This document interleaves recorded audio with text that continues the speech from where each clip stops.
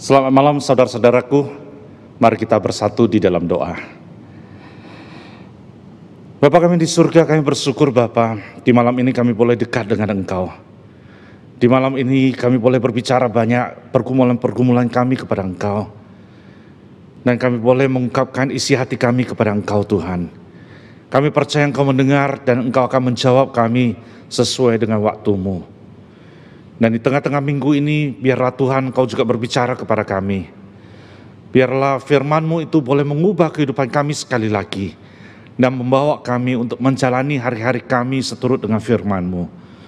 Berbicaralah kepada kami, hati kami siap untuk mendengarkannya. Dan biarlah hamba-Mu dengan segala keterbatasannya Tuhan pakai di dalam pemberitaan firman ini. Terima kasih Bapa. Demi nama Tuhan Yesus kami bersyukur dan berdoa. Amin. Malam ini saya ingin mengajak saudara-saudaraku untuk membaca satu bagian dari firman Tuhan yang tercatat di 1 Korintus pasal 10 ayat 1 sampai 11.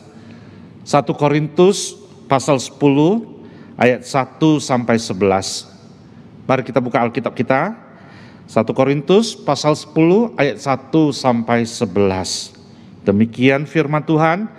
Aku mau supaya kamu mengetahui saudara-saudara bahwa nenek moyang kita semua berada di bawah perlindungan awan dan bahwa mereka semua telah melintasi laut. Untuk menjadi pengikut Musa mereka semua telah dibaptis dalam awan dan dalam laut. Mereka semua makan makanan rohani yang sama dan mereka semua minum minuman rohani yang sama. Sebab mereka minum dari batu karang rohani yang mengikuti mereka dan batu karang itu ialah Kristus. Tetapi sungguh pun demikian Allah tidak berkenan kepada bagian yang terbesar dari mereka, karena mereka ditewaskan di padang gurun.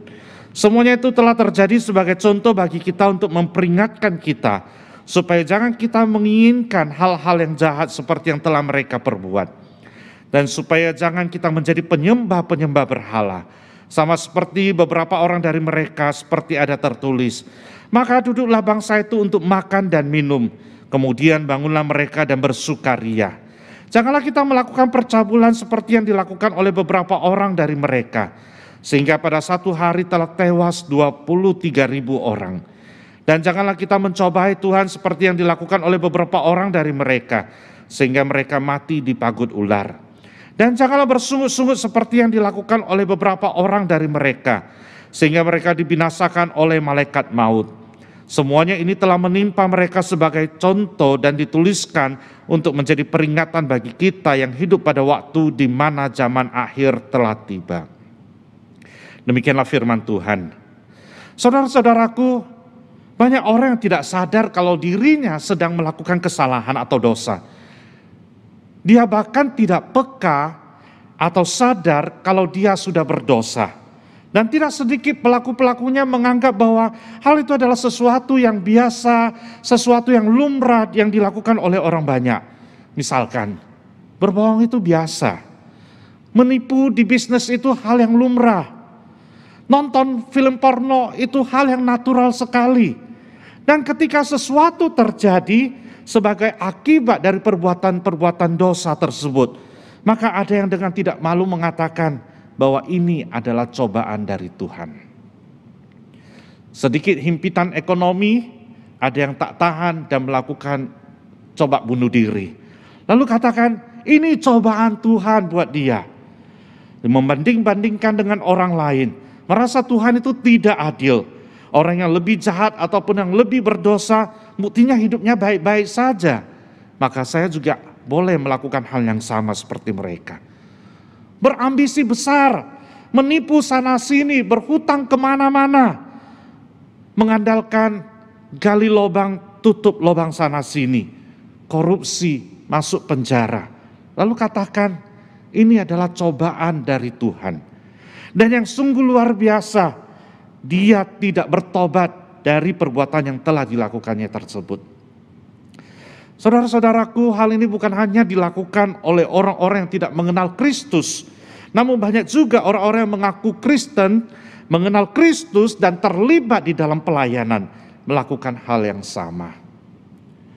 Banyak orang Kristen kurang menghargai dan memandang rendah karya keselamatan Kristus di kayu salib. Ini terbukti dari cara hidup yang masih sembrono, tetap saja berkompromi dengan dosa, terbawa arus dunia ini, apalagi di akhir zaman ini. Mengapa banyak orang seringkali menganggap remeh kasih karunia dan anugerah Allah dan membalikkannya sebagai sebuah pencobaan ketika mereka mendapatkan akibat dari perbuatan tersebut. Banyak yang aktif di dalam kegiatan gereja, namun itu tidak menjamin adanya pertumbuhan rohani yang lebih baik. Banyak orang Kristen terlibat dalam banyak pelayanan di gereja, namun kehidupan rohaninya tidak bertumbuh. Karakter dan sifatnya masih sama saja seperti yang dulu. Demikian juga dengan kehidupan orang Israel di dalam masa-masa pengembaraan tersebut. Mereka mengalami banyak pengalaman-pengalaman rohani bersama Tuhan.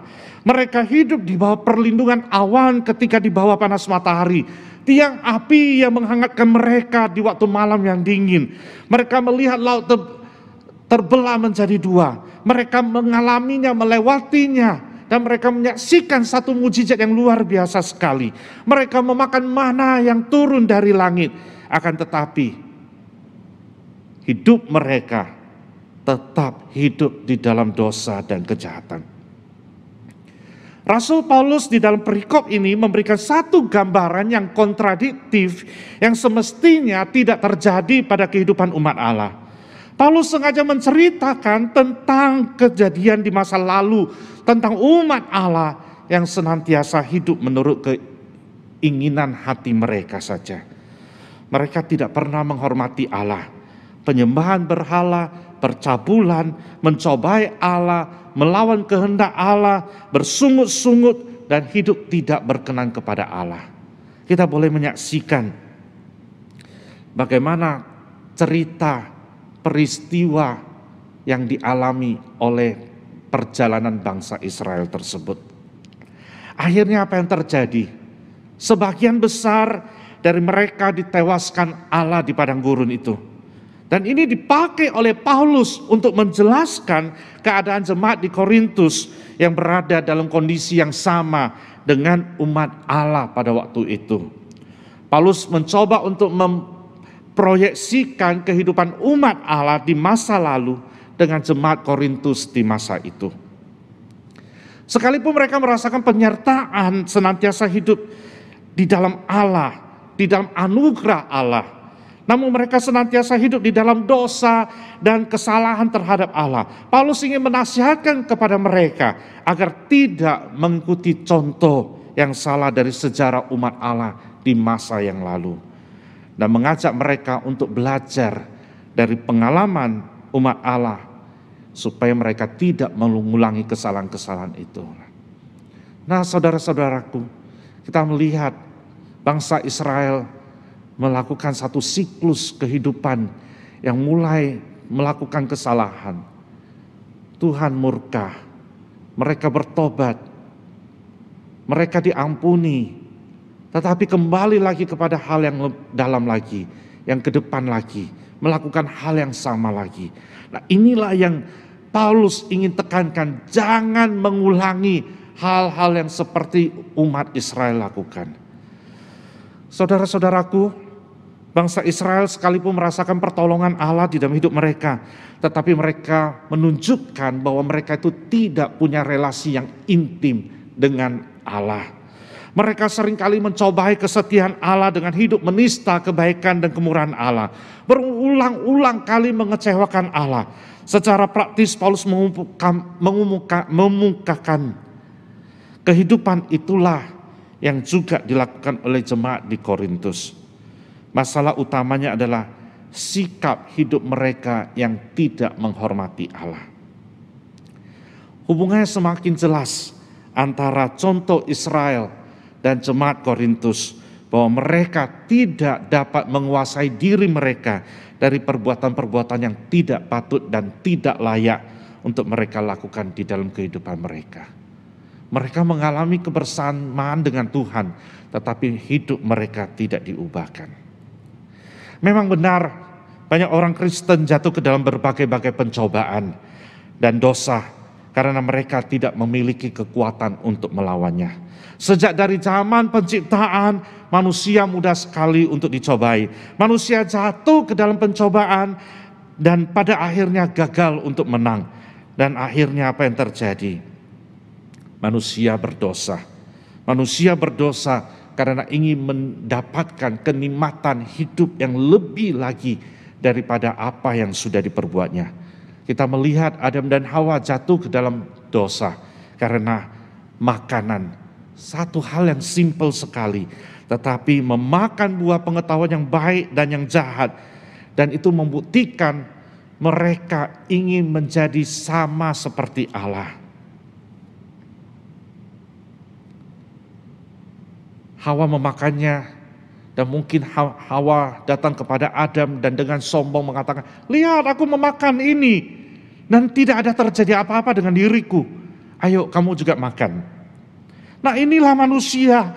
Manusia yang jatuh di dalam pemujaan dirinya sendiri untuk menjadi seperti Allah. Dan ini merupakan penyembahan berhala. Menjadikan dirinya mau sama seperti Allah. Di dalam Kejadian 11 kita juga melihat manusia hendak meninggikan diri mereka. Mereka mendirikan menara sampai ke langit dan mencari nama mereka agar mereka tidak terserak. Tetapi justru Allah menyerahkan mereka.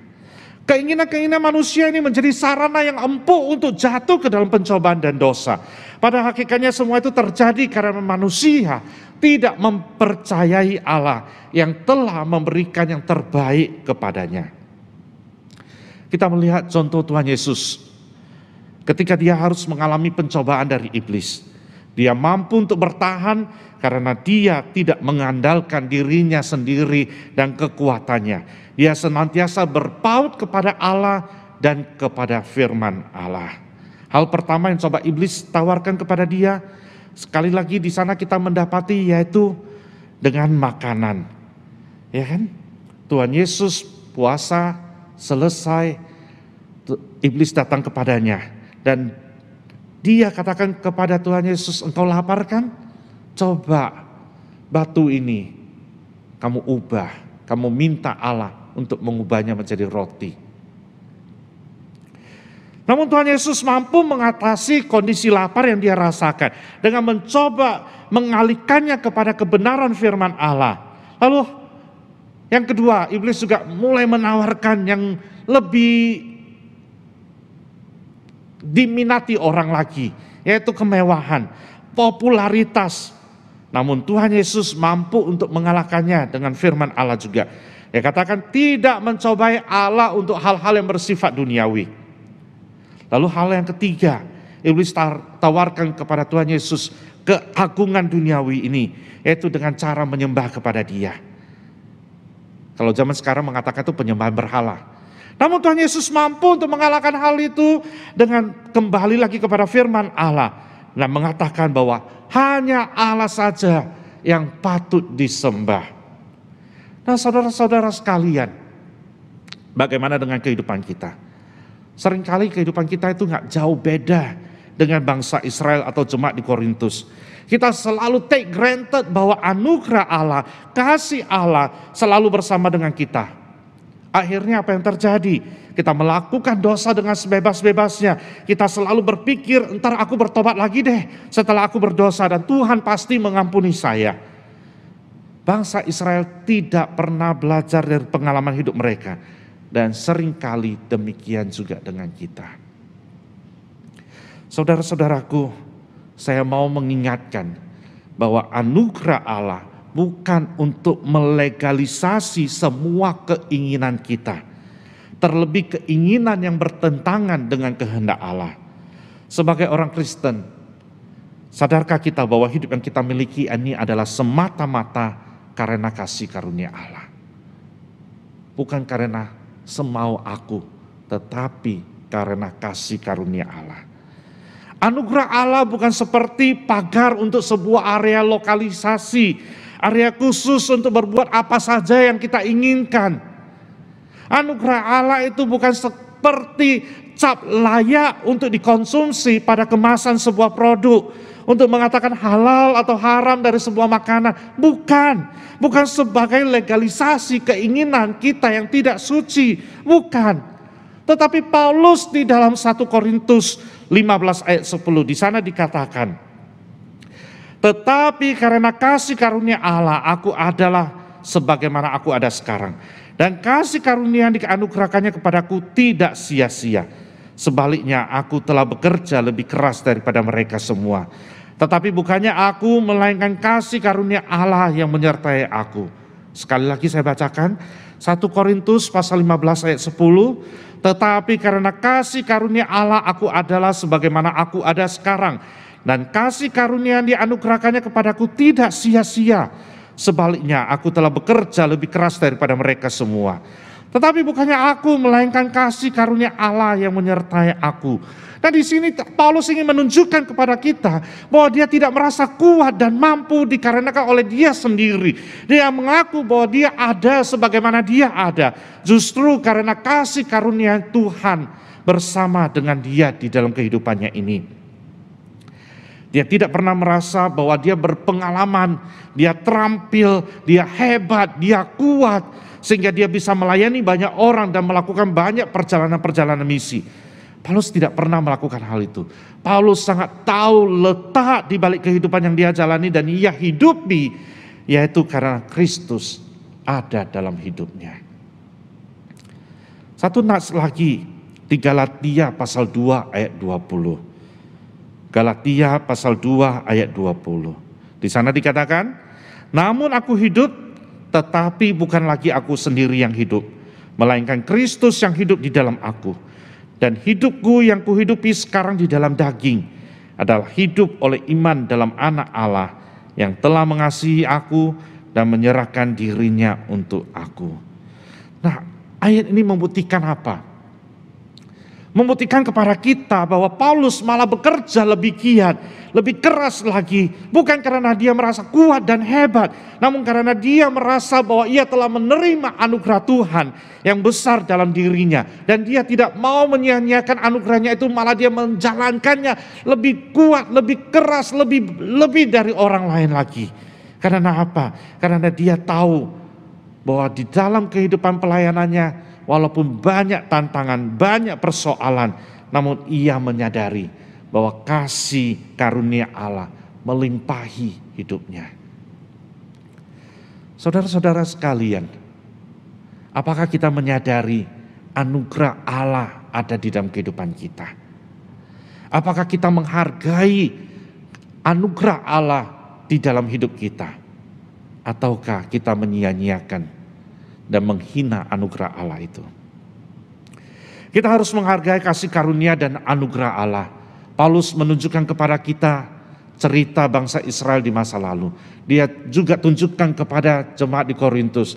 Dan nas ini juga berbicara kepada kita di saat ini, di akhir zaman ini. Kita harus menghargai kasih karunia dan anugerah Allah di dalam hidup ini. Bagaimana caranya? Yang pertama, mari kita hidup berkenan di hadapan Tuhan. Kita harus mengetahui apa sih tuntutan Tuhan di dalam hidup ini. Setelah kita tahu pun, kita harus menjalaninya. Kita sudah mengalami Tuhan di dalam hidup ini. Kita sudah melihat bagaimana Tuhan membawa kita melewati proses kehidupan ini. Kita sudah menyaksikan bagaimana Tuhan membuka pintu satu persatu buat kita. Tetapi apakah kita mau mengulang kejadian demi kejadian seperti yang terjadi di bangsa Israel? Filipi 3 ayat 19 mengingatkan kita untuk tidak hidup di luar perkenanan Tuhan. Saya bacakan Filipi 3 ayat 19. Di sana dikatakan, Tuhan mereka ialah perut mereka. Kemuliaan mereka ialah aib mereka. Pikiran mereka semata-mata tertuju kepada perkara duniawi. Apakah hidup kita ditujukan kepada Allah? Martin Luther pernah mengatakan, bukan karena saudara berharga sehingga Allah mengasihi saudara, tetapi Allah mengasihi saudara dan karenanya saudara berharga. Saya ulangi sekali lagi perkataan ini. Bukan karena saudara berharga sehingga Allah mengasihi saudara. Tetapi Allah mengasihi saudara dan karenanya saudara berharga. Kita hidup berkenan di hadapan Tuhan. Kalau kita tahu, kita sadar akan hal itu, kita harus hidup berkenan di hadapan Tuhan. Mari kita hidup dengan lebih suci. Kita belajar untuk hidup kudus di hadapan Tuhan. Mari kita menghargai anugerah Tuhan. Kita jangan menyia-nyiakan. Kita jangan take granted bahwa Tuhan itu selalu menunggu untuk mengampuni kita. Jangan pernah melakukan hal itu. Paulus mengatakan kita adalah buatan Allah. Kita diciptakan oleh Allah. Kita dipersiapkan olehnya untuk melakukan pekerjaan baik yang sudah Tuhan persiapkan bagi kita. Di dalam firman Tuhan mengatakan dari sejak janin di dalam kandungan ibumu, Tuhan sudah meletakkan banyak rancangan-rancangan indah untuk engkau genapkan di dalam kehidupan ini. Hidup bagaimana yang kita pilih? Hidup yang senantiasa memuliakan nama Tuhan atau hidup yang selalu mencuekin Tuhan? Saudara-saudaraku, mari kita hidup untuk Tuhan. Kita ada sebagaimana ada sekarang, bukanlah karena siapa kita, namun karena siapa di balik semua ini, yakni Kristus yang telah memberikan anugerahnya buat kita. Kristus sudah mati di kayu salib buat menyelamatkan kita. Itu anugerah terbesar. Mari kita jangan menyia-nyiakan hal ini. Mari kita merefleksikan hidup kita. Apakah hidup kita sudah memuliakan nama Tuhan? Apakah kita sudah menghidupi hidup yang tidak menyia-nyiakan kasih karunia Tuhan? Mari kita berdoa. Bapa kami yang di surga, kami tidak mau hidup seperti bangsa Israel yang selalu mengulang-ulang kesalahannya. Kami mau bertobat, kami mau belajar untuk menghargai anugerah Tuhan. Engkau sudah menyelamatkan kami, Engkau sudah menebus kami dari dosa. Dan biarlah Tuhan, kami mau hidup kami ini berkenan di hadapan-Mu. Kami mau berubah dan kami mau terus memegang tangan Tuhan yang mendampingi kami di dalam kehidupan ini. Kami mau Engkau mengiringi kehidupan kami Bapa dan membawa kami untuk senantiasa berjalan di jalan-Mu. Ajarin kami untuk senantiasa menghidupi hidup yang berkenan di hadapan-Mu Tuhan. Dan biarlah hidup ini kami persembahkan kepada Engkau. Sehingga orang lain melihat kami bukan melihat siapa diri kami, tetapi melihat siapa yang ada di dalam diri kami, yaitu Engkau Tuhan yang kami sembah. Terima kasih Bapa, kami persembahkan setiap diri kami ke dalam tangan Tuhan. Terima kasih Bapa, demi nama Tuhan Yesus kami berdoa. Amin. Kebaktian doa selesai sampai di sini. Tuhan Yesus memberkati.